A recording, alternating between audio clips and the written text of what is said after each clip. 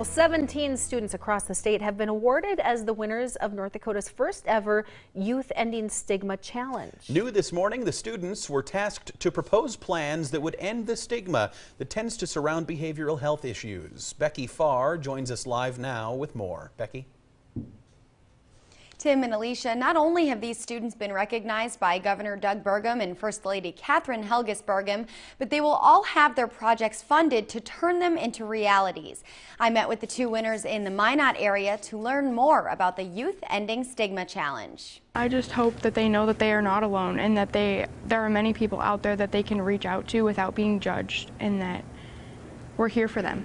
That's a common theme for these two high schoolers. Even if it's not them that is dealing with something, like if it's a friend or family member that's dealing with it, that they have the courage and stuff to talk to them about it, or the courage to go get help, that they actually won't be getting judged. The Youth Ending Stigma Challenge encouraged Addison Lear and Caden Corgle to find ways to eliminate the stigma attached to behavioral health issues like addiction and mental illness. People that I have come across think that addiction is a choice, and it's really not a choice. It's a disease, and I don't think that the addicts should have the labels that they are associated with.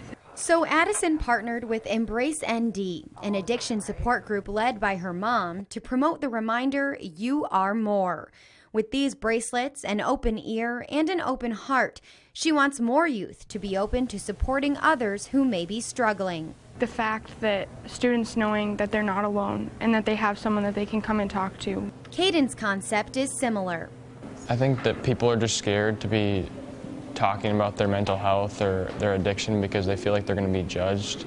He coordinated a few things: a guest speaker to tell their story about mental health, an open house discussion on behavioral health topics, a social media campaign, and a pledge for all students at South Prairie to ask for help if they need it. They just aren't comfortable with talking about it, and that's kind of what that stigma is, just to get rid of it.